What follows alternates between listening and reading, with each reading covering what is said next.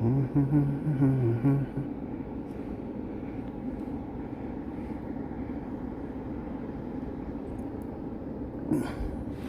at all those citrus. Look at all that.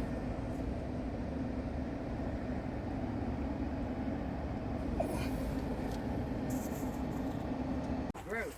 And we don't want to do anything to promote new growth in the winter, because all that, if you start to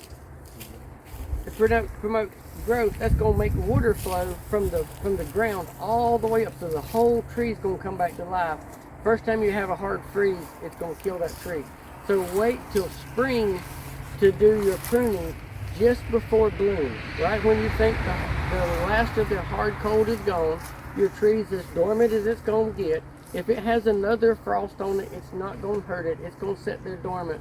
But prune it in the early spring, and you're going to cut off some of the bloom buds because it's already produced bloom buds. It's going to take some of those off, but it's going to produce so much heavier crop. The fruit's going to be farther in. You're not going to have your limbs drooping down as bad. So don't hesitate to keep your trees cut back relatively well. Now, you don't want to go in there and cut all the way around the tree at one time, because that's going to put it back in juvenile state, and all it's going to want to do is produce vegetation and no fruit. So we always say when we're pruning, we're just shaping that tree. We're not trying to keep it dwarf. If you start trying to keep a tree dwarf, you're going to keep your tree in juvenile. I saw people try to keep trees this small and say, well, it never makes anything. No, it's constantly trying to grow out. So you want that tree to be as large as that root system will support, but just keep it shaped, because if they didn't shape these trees, it would finally fill these middles in. On these trees right here, see all these new growth sticking up? Yes. Do you think he's going to trim top of that, or he's going to... He's probably not going to trim much, because he still wants these trees to get big. How you going to reach up and do it? Pardon? It's going to be pretty hard to reach up that high. But He's not the guy that picks them. I know. He's the guy that tells them. Well, I'll tell you, I'm going to grow up just like that. Yeah, you don't, if you start trying to keep your trees like this. No, they like it. Okay, well, if you start trying to keep your trees short, you're tremendously reducing the amount of bushels you can make per acre. I can tell you, you want to plant a lot of you want tons of you want taste. You want taste, you want a large. It'll sprout out and have more branches. It will Like that sprout. right there. Yep. So if a lot of times in the pruning, you're determining where you want your branches to be. But eventually he's got to come back and cut them anyway. But see, all these long branches that are reaching way out, he's going to cut all that off, because if you don't, if they do make a fruit, it's going to be on the ground.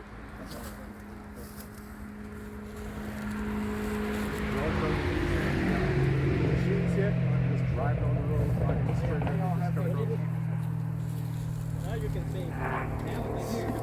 About 29 degrees. She was going to make it look like it had HOB.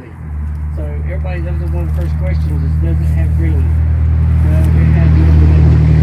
But she's a pretty good lady. Our grove, it's across from our nursery. We can walk through it this afternoon if we have time.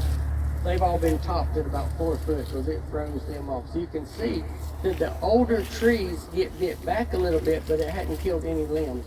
Then when you go look at a young tree, it's actually burned the tops off, because they hadn't slowed down, stopped growing, and went to sleep. But now they were planted last year. So this is their first season of, they planted the year before last. So this is their only second season. Last year we kept them watered and warm.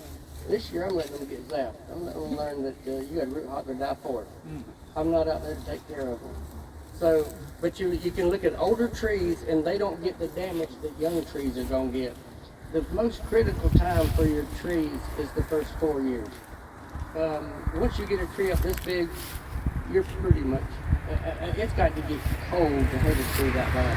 But here's the most important thing. It's not the temperature we're looking for. It's when that temperature comes.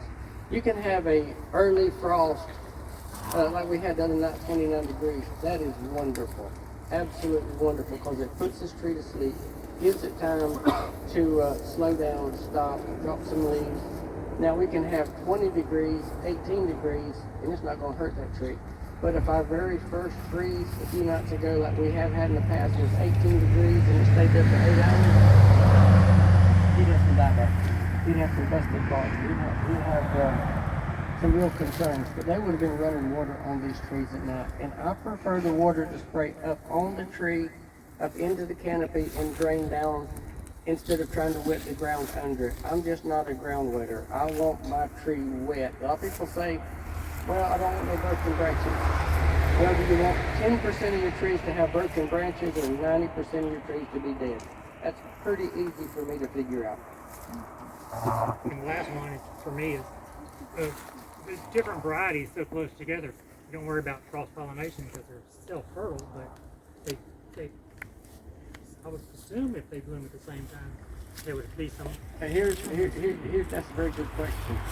About there's one of the growers down in Florida, or North Florida, that was keeping really good records of when each variety had first petal open, when it was in full flower, and when he saw the last petal. He went back through all of his records, and his brown selects and his sugar bells had never bloomed at the same time.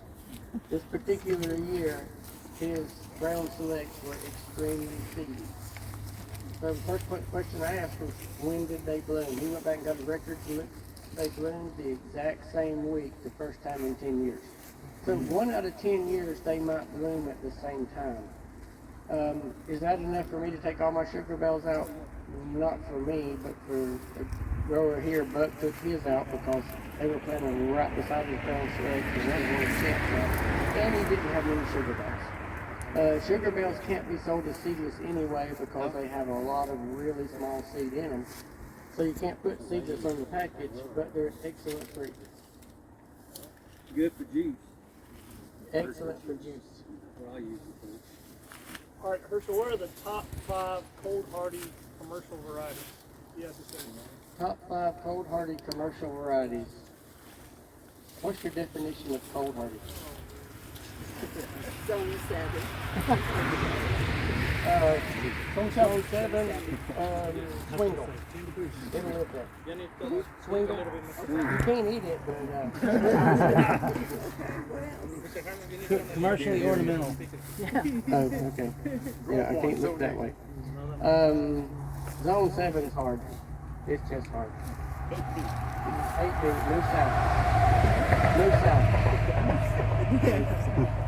8B, you can get Changsha, Thomasville citrine squat. But then again, we're talking about just like the grove here. The first few years are the most critical. Everybody wants to know, well, if I plant a tree, what temperature do I have to cover it at? First thing I want to know is what care you gave for that tree, how well that tree is growing, and what's your lowest temperature going to be. But most of all, if you're not willing to protect it those first few years, just let me keep it. It's my baby. I don't want it to die. So if you're not going to really take care of your tree, watch my videos on how you put protection there. 55-gallon drum is my #1. If you don't have any other means, just put a drum of water behind it, wrap it with a rug. It takes a lot of cold nights to chill that water so that it can freeze. And for that water to freeze, it has to release BTUs. If we're releasing BTUs, it keeps that tree from freezing. And then the sun warms it up a little bit the next day. If you have as many as 3 cold nights in a row, that drum of water will pretty much protect that tree. After that, it's going to need some artificial, maybe some more water running in it, or some water spraying on it, or something. I'm not a fan of lights. The lights just takes a lot of drop cords. I have a bunch of your trees in the ground. I like that you done already. well. And I'm in 8B, so I have a bunch of mandarin and kumquat. How old are they? Kumquat. They're about 5, 6 years old. Yeah, but they were testimony smaller. right there. Yeah, they were smaller when I got them from them. I just been protecting them. We don't cover ours. They're fine. I don't even protect them anymore. Yeah, once they get so big, there's nothing more you can do with them. Now, what I tell everybody about the 55-gallon drum is you put that drum right beside the tree. I mean, you put it right beside the tree and then put a rug around part of the drum to hold that tree into that drum. You don't want any cold air whistling through there. Put a couple of pieces of wire around it, or if you're from Kentucky, you put wire around it. Pull it in real tight. Fill that drum full of water and put the bung back in it so nobody's cat don't fall in it. You just shoot them. I didn't say that. But that way, when you're laying in bed about 11 o'clock at night, you know how when you're just about to fall asleep, you jump. You don't have to say, "Oh Lord, I forgot to plug my lights in." That drum is always on duty. It's always there. And everybody's asking me, when do I move it? You don't move it. After 15 years, after 15 years, you'll be used to it in your front yard. You won't even notice it when you drive. The neighbors might notice it, but you won't notice it. So Growing what I eat, baby, baby. I'm growing food to eat.